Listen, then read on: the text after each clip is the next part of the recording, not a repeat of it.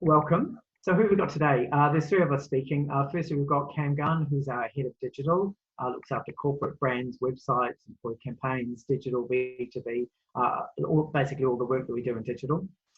Myself, I'm head of employee experience, and that involves work from culture, EVP, employer brand, and employee comms.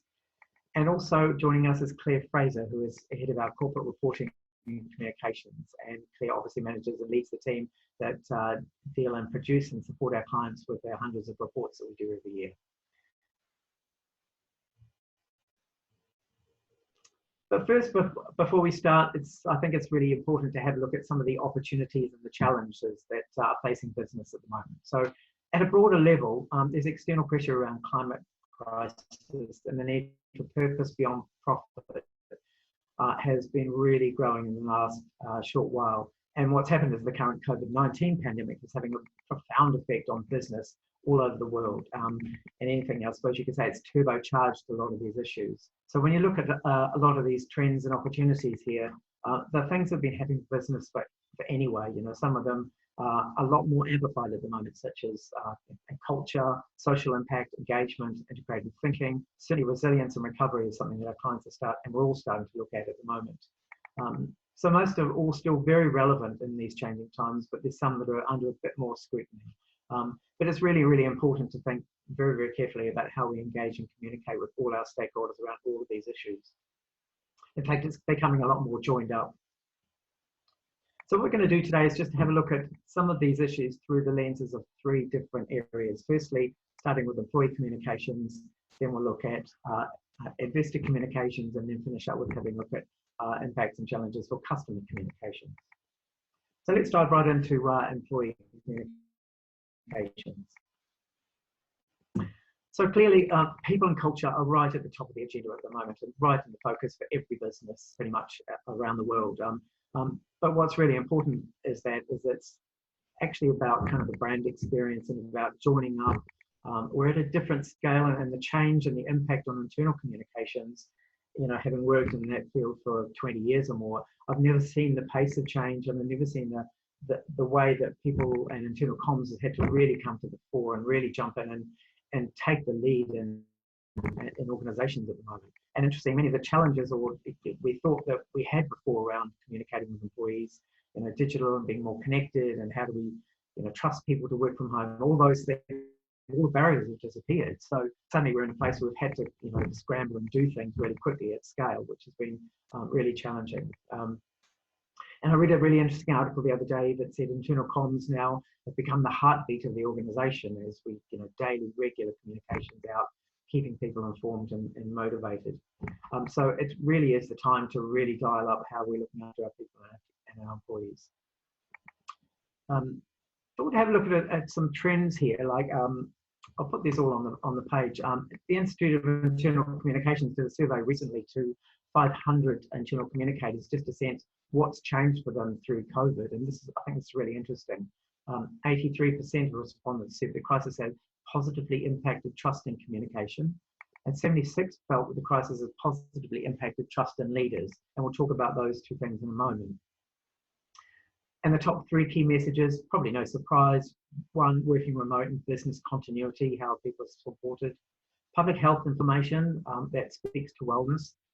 And the third one is about driving positivity in uncertain times. So that's keeping people motivated and making sure that they know where we're going, we've got a plan. So if you're interested in that, I can share the link afterwards, but it's a nice little bit of research to see where the influences and impact is having on internal communications. So what's working? Based on what we've heard in our clients and the people that we're working with at the moment, there's kind of three areas, or a couple of big ones here, I think. The first one is digital, no surprise, but it's all about the screen. So digital has never been so critical in business at the moment. All of us have moved really quickly into video conferencing with Zoom or Teams or Skype. We're all embracing working from home, but it's all about the screen though, which brings its own challenges. I was reading a great article the other day about video fatigue and how we're starting to, I know myself, starting doing a lot of Zoom calls, and it's actually quite tiring. And apparently the reason that is because we're now actually having to call on a lot of that non-verbal communication that previously was put to the side. So, you know, we're watching people all the time. We're watching people on the screen. So it's actually a different way of working and communicating. However, in that internal comms survey, 92% of the comms people said it was the most effective channel, which is really great to see. And channels like Slack, Yammer, WhatsApp, all those kind of social and chat channels have also become right into their own, as well as we all communicate quite differently. The other area which I think has really stepped up here is about leadership and leader communications. There's so many CEOs, and a lot of the leaders are really taking it serious and had to really jump on board in terms of making sure that there's a regular communications, that it has some credibility and that they're visible. And also there's a big point around consistency, making sure that there's a consistent message about what's happening, what we're doing, and providing some kind of trust in the business and trust in leadership we're doing the right things. But it's also a really important time to be listening. All the leaders have to listen to people, ask me anything sessions. A lot of leaders are changing the way that they're operating and become very about listening, acting, responding. I know the RB CEO has been doing some sofa chit chats internally just to kind of make it really informal, but also as a way of kind of breaking the barriers, and people are letting themselves into their homes. So it's become quite an informal way of communicating, and leaders have really stepped into that. And the other thing that's happening is really about joined up teams. There's a really nice quote from Rolls-Royce here from their internal comms person about all of us in the company have had a role in brand and communication pulled together and even tightly as one team. And that's something we talked about quite a lot in internal comms and employee comms, is about the need to join up teams, brand, IT, communications, corporate comms, investor relations. Everybody's now having to work as one team, so to deliver consistent messages and use the right channels and access. So that's a really positive thing that's happened. Just a couple of examples of the external channels. So, external and internal actually have become much more one thing in terms of employee communications. And a couple of examples here. This is Shell's CEO on the left there. Did a chat on LinkedIn, a bit of a video. And interesting, when you look at the comments under that, under the video on LinkedIn, most of those comments are from employees. So that's a really good sign that employees are looking to LinkedIn for messages from their leaders, and it's actually a channel that we can use that everybody has access to, and is a great way of sharing and connecting. The communications panel on the right there is from Aon, and they've set up a coronavirus hub on their website that provides a whole lot of resources for all their customer groups. And this one particularly is a communications plan, how to communicate to employees, what to say to employees, preparing communication strategies, that kind of thing. So companies are starting to take that information and really put it on their external channels. And here's where CEOs are really stepping in. A couple of examples. The Slack CEO, Stuart Butterfield, was using Twitter, and here he is thanking his employees for the incredible few weeks and the work that they've done, and really great, strong message. Please take time off and take care of your family and your health. So, again, different channel, everyone has access, so we're starting to use that. And the Starbucks CEO has recently written a letter on their website to all 200,000 partners globally, where he's also talked about thanking, recognising, and also talking about it's a time for mission and values of what they really stand for. So just a couple of examples where CEOs are stepping in and leading and providing consistent messages, but using different channels that were traditional employee comms channels. The other areas it's really important, obviously, is people first. Well-being has become very much the topic that is right at the top of the agenda in terms of content and support. So many businesses are doing fitness, yoga, Pilates, meditation, offering those programs and access to learning. UDG have created a brilliant WellSpace platform for their people online, which has all sorts of resources from mental health, physical, financial, which leads on to the psychological safety. There's quite a bit of talk about psychological safety, which is people being safe to question, listen, contribute, challenge, and feel like they're still part of a business that respects and values them. And interestingly, there's some research from the Edelman trust people, who have found that 63% of employees are looking to their employers for daily briefings, and there's a really high trust in companies as being the first point of truthful information. The second area there is around empowering, engaging fellow employees, empowering people to give feedback, share comments, and triple the words. What I mean by that is we use a happiness index, which is a weekly monitor of how our people are feeling. And they have aggregated and done a summary of all the research and feedback they've had from employees globally. And what they found was that in terms of employee comments back to employers, there's triple the number of words that have come out, which highlights the need that people have more to say, have more comments, and have a lot to contribute. So, it's really the time to start listening and responding to people. And next, making it personal. This is kind of obvious, and I think some brilliant examples of personal stories where people are stepping up. I know we're doing that, acknowledging and recognizing people who are stepping out, helping out in the community, or going the extra mile, or just creating different ways of working. Lots of photo challenges, lots of photos of people in their home and their environments. We're actually getting to know people in a whole different way. And also Digital Squid. Emperor produce a quarterly newspaper called A Kilo of Squid, and we've taken this opportunity to look at and make it a digital magazine now. So I'll just so that's, for those that didn't see it, that's the cover of our new Digital Squid. We'll share the link afterwards with you. And the next point is about make it yours. And what I mean by this is really think about some of the language and the brand and being yourself and creating what's uniquely part of your employer brand and your business. It's really the time to show off your brand and think about the tone of your communications. And it goes without saying that it needs to be a bit more honest, personal, and transparent. I'm hearing a lot of, we, us, and our language about the real collective spirit, but also adding in plus me. So that's about acknowledging individual needs and individual requirements and making sure that everybody is catered to. One source and the rhythm is about creating one central place where the information can be one source of the truth, I guess it were. And we're seeing a lot of intranet hubs pop up with COVID support and information, FAQs, and it's about keeping the rhythm of communication, make it regular, make it consistent. Consistency of communications and also certainty of when messages are going to arrive is really important. Even if there's nothing much new to say, make sure that there's a regular time, for instance, where people know that they can expect some updates.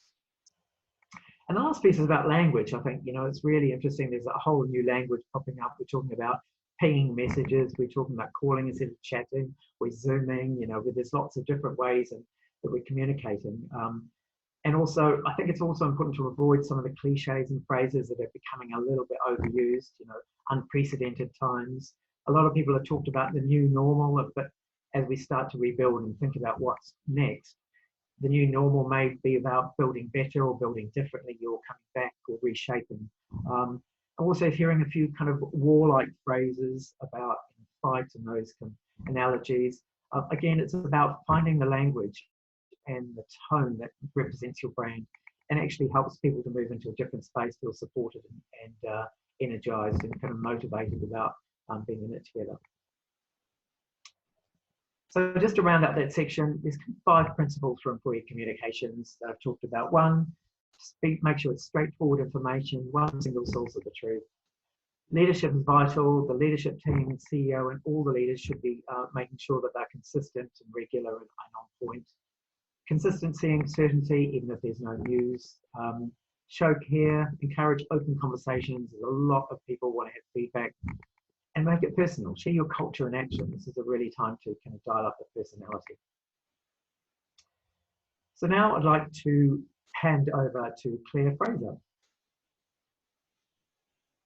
Thank you very much, Darryl. Hello, everyone. I'm going to talk to the investor audience and take a look at some of the things we're seeing in terms of corporate reporting and communications as a whole. But I just want to recap on where we are now, just in terms of some of the things that we've seen happening over the last month or so.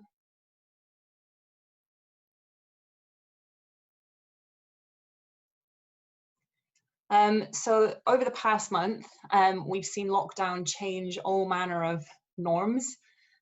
So we've seen corporate reporting deadlines extended. We've seen AGMs be held in directors' living rooms.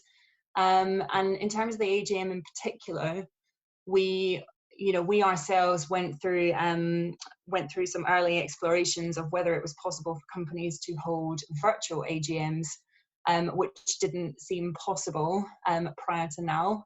But what we've actually seen is most companies are opting to hold pared back meetings. The reason for that is mainly because virtual AGMs are almost impossible for a lot of companies to hold, because their articles of association generally require you to have 2 to 4 people for the meeting to be quorate. So unfortunately, at the moment, as things stand, virtual AGMs are an ambition rather than a reality. But there's been quite a lot of change over the past month. So in terms of the investor audience and what investors are looking for,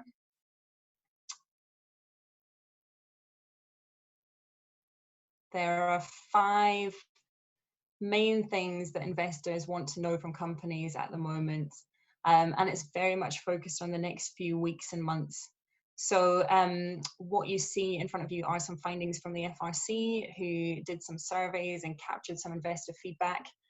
And in the near term, investors are really focused on company resources. So looking in particular at cash and liquidity, looking at the actions a company can take to manage its resources over the short to medium term and ensure it remains viable. And then also looking to the future and how companies can protect their key assets and value drivers going forward. So as Darryl's just mentioned, workforce engagement is a really key part of that. And in terms of different ways of using communications for your investor audience, I'm going to touch on a few key areas. So the RNS, timely information at the moment is key, and the RNS is the fastest way for companies to get information out to a wide audience. So that's everything from updates on the health of senior leaders. Darryl, if you're able to flick to the next example for me. So very, very early on, when coronavirus started to emerge, BT used the RNS as a way to quickly update the market on the fact that their CEO had tested positive for that. We're also seeing the RNS be used to announce changes to strategy and operations. So Foxtons do something similar. And the other thing we're seeing the RNS used for is changes to AGM arrangements, which a lot of companies are having to address at the moment. So the RNS is a really good way for companies to get timely information out, to reach a wide audience, and to keep that flow of information to the market. From a corporate reporting perspective, as I mentioned at the start, at the moment there have been delays to corporate reporting and filing of accounts, so companies have been permitted extensions to those filing deadlines. At the start of the year, we did a bit of a review of some of the reports that were being published when coronavirus was really just emerging as a risk. So we saw quite a lot of companies addressing that as part of their director statements. Some companies had actually included health-related risks within their emerging risk disclosures. So we've just got a few examples over the next page that I guess just give you a flavour of how different companies have approached the impact of the pandemic on their own businesses. Back in March, the guidance was very, very much around supply chains and looking at the impact of the pandemic on supply chains. Things have evolved now, and many more businesses are impacted in terms of the economic outlook and what that means for their businesses going forward. So just thinking beyond the RNS and the reports, the website is obviously a key channel for companies to reinforce key messages. So again, BT have, I guess you'd call it a stakeholder hub on the website, where they actually tailor key messages for different groups. So in terms of the the messages that BT want to reinforce right now.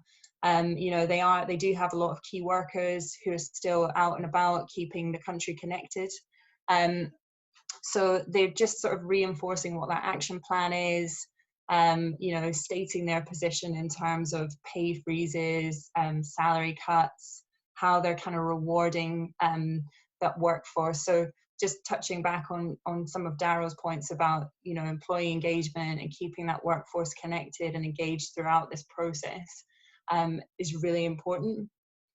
We're also seeing companies use the website as a way to reinforce leadership from the top. So AG Bar, they have a message from the CEO that just, you know, reinforces what the business priorities are at this point in time. So again, Darryl touched on this earlier, but you know, that visibility and leadership of the chief exec and the senior leadership team. And hubs, online hubs is another thing that applies in the corporate comms space as well. So Lloyd's have a coronavirus hub that caters to different stakeholder groups, and in particular they use that portal as a way of keeping investors and shareholders up to date with changing arrangements and logistics for AGMs. So that's some of the things that we're seeing in terms of now, but looking ahead, current events are likely to influence investor expectations, near-term reporting requirements, planning processes and narratives for the next reporting cycle, but particularly in relation to long-term strategy, risk and workforce engagement. And a key part of that is ESG. So prior to the lockdown and the coronavirus impact, ESG was very much at the heart of the corporate agenda. And the current crisis is likely to sharpen investor focus on ESG issues. A key reason for that is the pandemic has highlighted how interconnected companies are with their stakeholders, and the social aspect is likely to become a much greater focus for investors as we emerge. So just in terms of some key takeaways for your investor audience, think about the type of information that your investors are looking for and try to address that in a clear and transparent way. Keep the market informed with relevant information. So we've touched on how the RNS can be used to do that. And obviously thinking about your own, you know, financial calendar and reporting cycle. And if you have trading updates that are already factored in, then perhaps use those to provide key information that's relevant to your investor audience. Telling your story consistently across key channels. You know, we're touching on different comms channels here, but it's important to remember that everybody accesses information in slightly different ways. So keeping that consistency of messaging is really important, just to make sure that, you know, the same message is being received by all your different stakeholder groups. In terms of, you know, guidance on sort of legal and compliance aspects, it's worth keeping an eye on guidance from the FRC and the FCA, and making use of your website to reinforce key messages. So points 3 and 5 really work together, but just thinking about some of the other channels that you have available to you. Website is normally the first port of call for anybody who is looking for the latest information on your business. So if there are key messages that you need to convey, it's worth thinking about how different users are coming to your site and the key messages that you want to get across. So with that, I'm going to hand you over to Cam, who's going to talk about external facing customer comms. Thanks, Claire. Hi, everyone. I hope you're having a good Friday afternoon, enjoying the sun if you're in London in particular. Yeah, we're going to focus now on customer communications. And really, a lot of this advice and examples can also apply to anything external, really. When we talk about customers, you're going to see some examples this afternoon that are more consumer focused. You know, you might be a big B2B type organization, so maybe you feel that there's less relevant to you. I think what we've tried to do is to look towards some of the better practice things to show you just good examples of. And obviously, when we're talking about customers, I mean, you might call them clients or consumers or members. students, if you're an educational institute, for example. So we are going quite broad here. Let's tee it up with a little bit of theory and why we should keep doing that. Next slide, thanks, driver. Some firms are really struggling at the moment. Obviously, there needs to be a focus on liquidity, cash flow, survival. If I'm honest, hopefully you don't find yourself in that situation. But if you can retain some level of spending in communications, it does pay dividends for you. You know, if you do have the ability to be able to spend on communications at the moment, it's going to pay dividends for you in a couple of ways. One, when we look at data from 2008, this is courtesy of McKinsey. We're able to see that there is a less of an impact for those that have been able to spend during the recession or during the downturn. There's been a quicker recovery and also a larger recovery overall. When you compare the leaders to the laggards, they talk about a 3 times higher return for shareholders. You can also look at the brands, top 100 research in this space that broadly tells you the same thing. Same with IPA Data Bank. There is a commercial reality that you're going to recover quicker, you're going to experience less of an impact, and you're going to actually steal a march on your competitors. When it comes to communicating externally, there's 2 sort of ways that we look at it with your customers. One is the sales activation side, and the other is the brand building side. So sales activations are things like encouraging immediate sales or lead generation type activity, where brand building is budget that you proportion into those reputation building activities. Might have less of a direct call to action, could be more about building your awareness, your perception, salience in your category. You need to do both for sustainable growth. So obviously in the immediate term, sales activation is probably going to be your focus if you are, you know, trying to hunt down for revenue and things like that. But it is important that you temper that with brand building, because that's where you get the return over the longer term. This research is courtesy of Binet and Field, who are kind of the godfathers of communication effectiveness. And so really important that you are able to balance both of those and don't just commit too much to one or the other in this time. A really obvious thing, but I think it's clear that it's important that we call it out, is that your customer needs and the mindset of those customers has changed. And that doesn't matter what type of business you are, what type of category that you're in.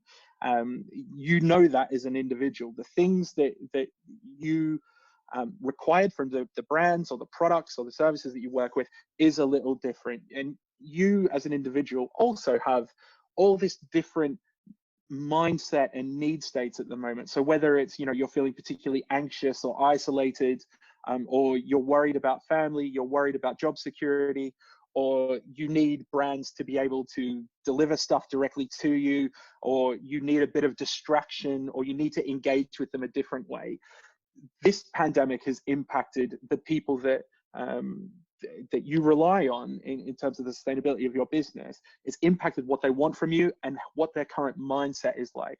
So it's really important that we keep that in mind. The most important thing that you can do as a business when communicating with these groups is to give them confidence. So whether that's confidence that they have picked the right partner, if it's more of a B2B type lens, you know, that your behaviors, your actions, your communications makes them go, yeah, we've picked someone whose values echo our own, or ideally we can actually see that there's it's a little bit more aspirational than what my firm's doing.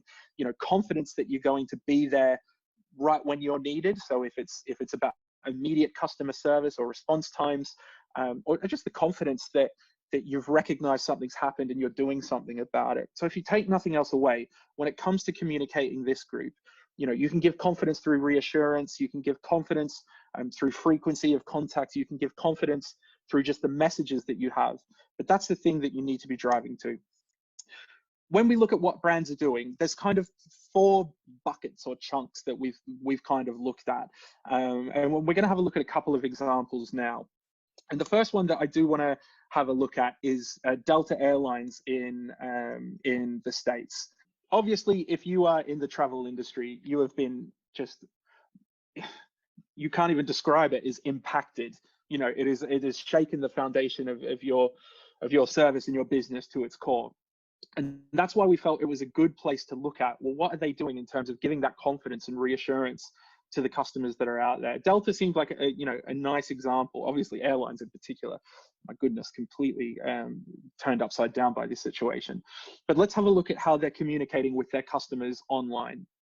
So similar to some of the things that Claire talked about providing, you know, hubs and updates on your website, as we scroll down this page, you get given, you know, some broad navigation around, you know, travel flexibility. So really that's, can I cancel my flight? Will you refund my money? Traveling with us, is it safe to travel with you? When will we know it's safe? What are you going to do to change it?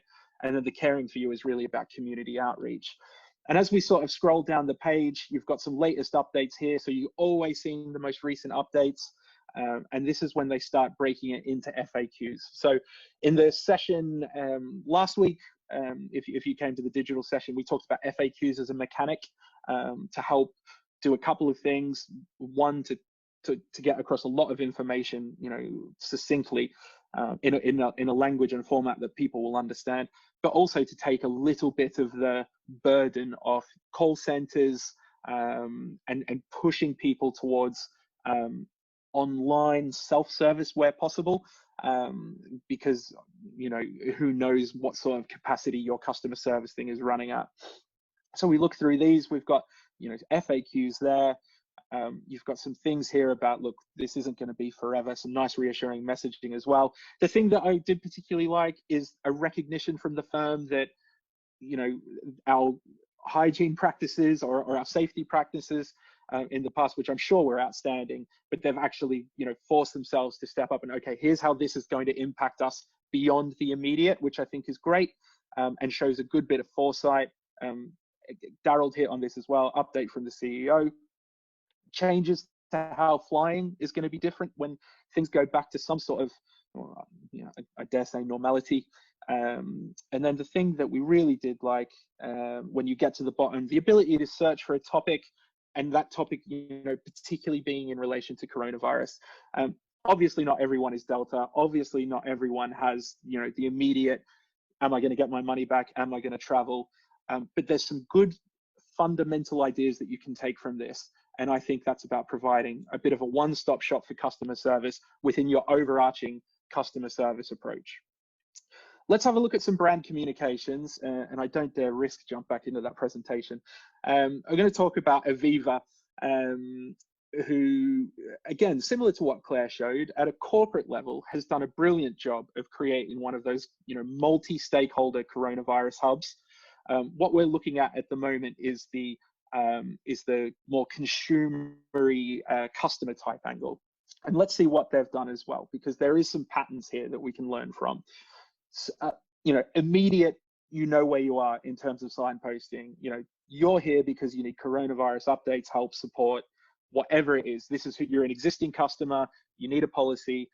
You know, a good bit of just very clear signposting is a good thing in these sort of times. A little bit of reassuring messaging again. And then we sort of break it down into, here's what you need to know depending on the type of customer that you are. And if I click on the car and motor insurance, you know, it's not a surprise that the Q&A for this, you know, is extensive. And what question haven't they covered? It might feel like overkill, but I just actually admire the level of detail that they've been able to go into, you know, all the way down to, how do I know if my courtesy car is cleaned properly? You know, how long would have it taken you to get to that point to understand that that's going to be a question? So my instinct in knowing a little bit about Aviva that I do is they're very data driven. So I would imagine that a lot of those questions coming in have been collected and collated, and they've put the most important ones up there. You know, the ability to manage your policies off this hub as well is really nice. They've also given themselves permission to do a little bit of, you know, we're supporting both our customers in terms of fraud prevention, but also supporting the NHS. We're donating to Red Cross and NHS as well. So that's a really good example, I think, of a brand-driven communications piece. And just to look at another thing that I think is really worth calling out is bringing together an industry to communicate with one voice. So this happened very early in the piece when we were all running around supermarkets trying to snatch toilet paper off one another, that all the supermarkets banded together and talked about, here's how we're all working to feed the nation. If you're in an industry where you're in communication now about how you're responding as a business and how they're responding, and there's the ability to show a bit of a joined up face to your customer base, it's a really interesting thing worth exploring. Obviously, some absolute mega brands here, but this is something that I think applies to every category. And how can what's the language? Frenemies. How can your competitors become frenemies for the time being, and show a genuine collective commitment to helping the entire customer base within your industry get through this. The third one was around sales and marketing. We talked about this last week, actually, was is it appropriate to market in these environments and try and drive sales and push sales, and absolutely all those types of things. Our probably not useful answer was it depends, and it depends on a lot of things, but the most important one is how you do that. And the example we talked about last time, which I think is a goodie, is PwC's COVID-19 Navigator. Now, PwC, obviously a massive consultancy, and get into businesses and help identify problems and things that they can do to help improve and optimize businesses. They have taken a diagnostic tool and put that online, where you, as someone that represents your firm, can go through and understand what are the different levers or things that you might have thought about that are going to impact your business. And you can kind of see what PwC have defined as the key focus areas there, whether it's liquidity or tax or strategy, and talent, whatever it might be. Now, the outcome of the navigator or the assessment is really useful. It takes about 15 minutes. But in order to access it, of course, you have to give them contact details. So really, this is a big lead generator type of function or type of feature. But because you're giving away something of value, I don't think it's the worst thing in the world. And I actually think you've got absolute permission to do things like this.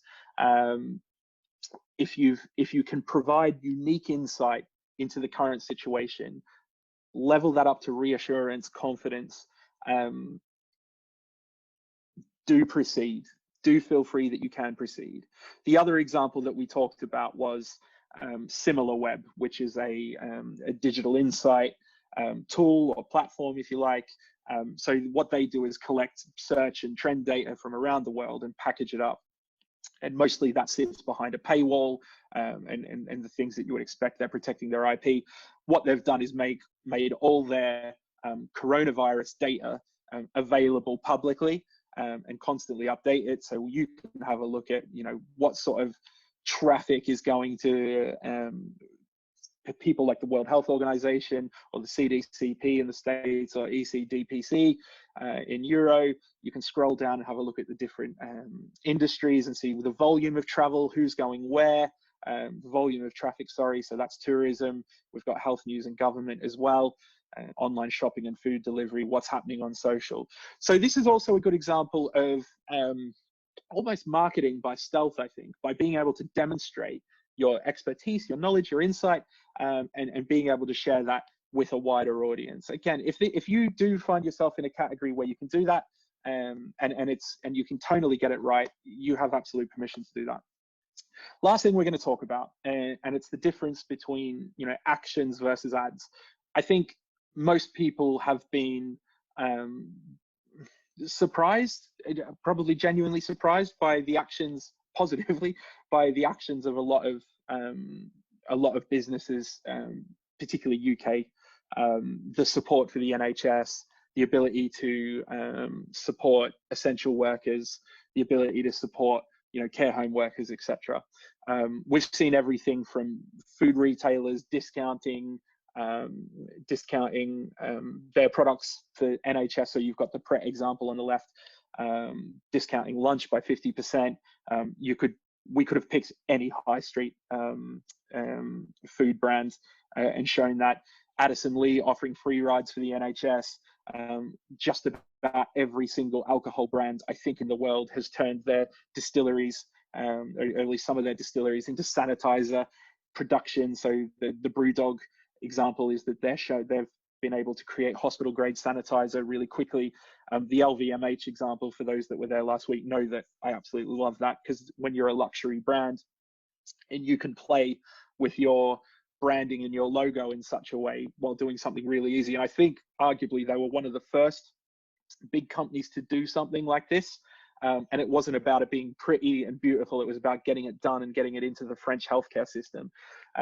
So that's been really nice to see. If you do spot an opportunity for whether it's discounting or services or being able to pivot something to help out people in the current situation, you know, most clothing retailers are creating masks. You know, most perfume, fragrance people are doing sanitizers alongside alcohol, things like that. All food retailers are doing some sort of discounting or delivery. You know, kind of look at that approach and work out how that could potentially apply to your business. We've also seen just a whole lot of businesses trying to be useful. So what we've got on the left is Skoda, and they talk about, if you are driving, what are the things that need disinfecting, which I thought was just a really nice, small, tactical, but useful piece of communications.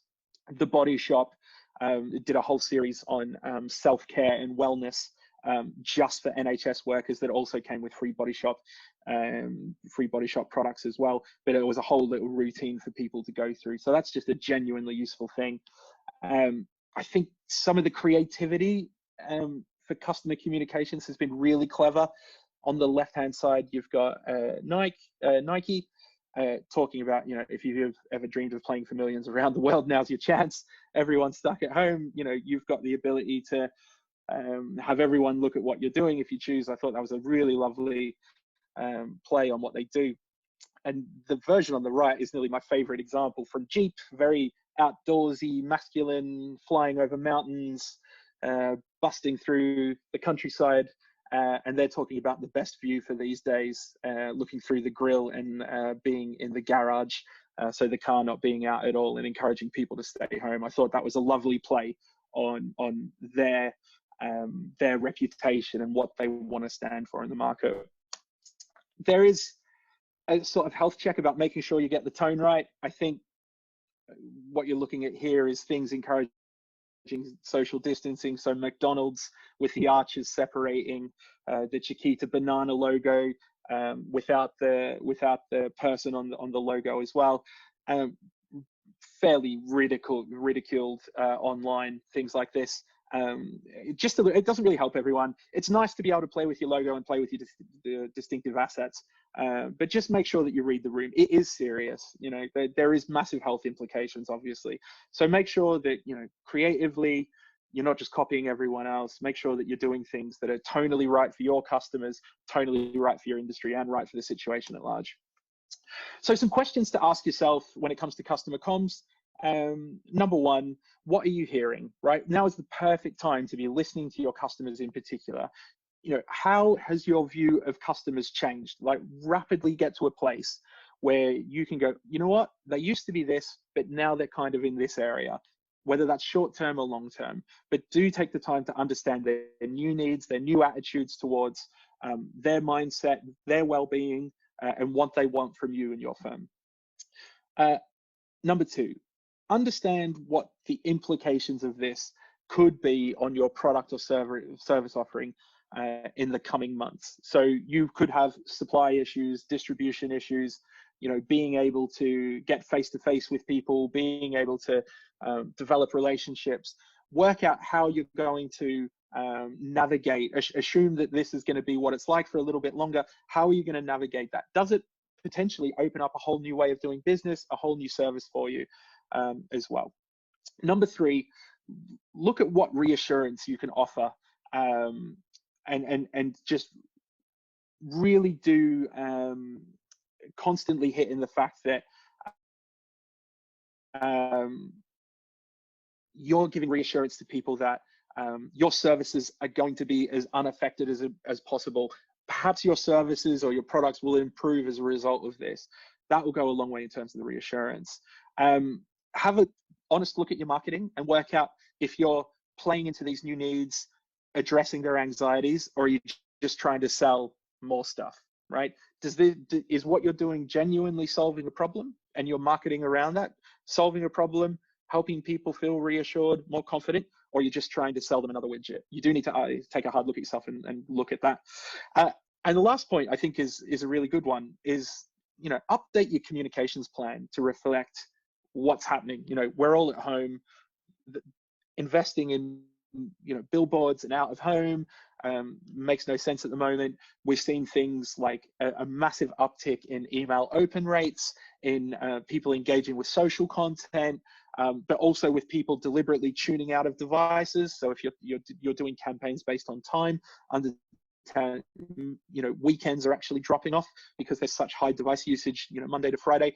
So look at your communications plan against that new sort of consumption model of comms. And finally, so when we look at employees, we look at investors, we look at customers, we think there's some things for you to keep in mind, no matter who you're communicating to.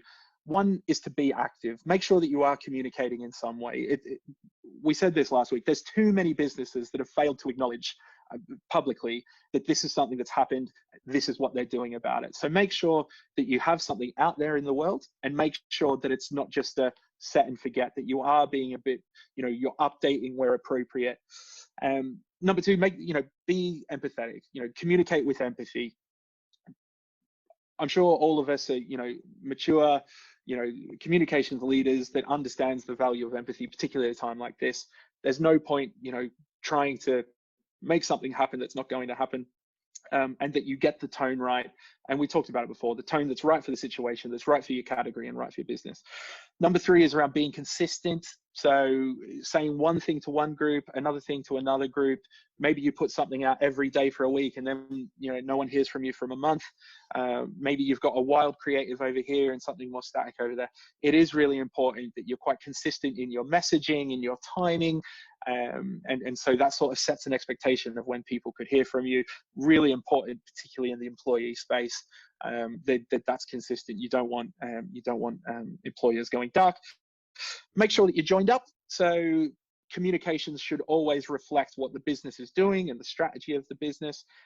Make sure that everyone understands in the communications function, or people that are dependent on communications function, why you're doing the things that you're doing. I think that's really important. And the last thing that we would say is, don't forget the value of being distinctive. There's too much Corona wallpaper at the moment, and the whole point of communications is to get your message across, for it to be understood, actioned and remembered. Creativity, doesn't go on holiday because there's a lot of very samey communications at the moment. You don't have to be wacky. You don't have to be anyone that you're not. But do remember that you're still trying to communicate with people, right? And people are looking for something a little bit different at the moment. So do what you can to keep it nice and distinctive.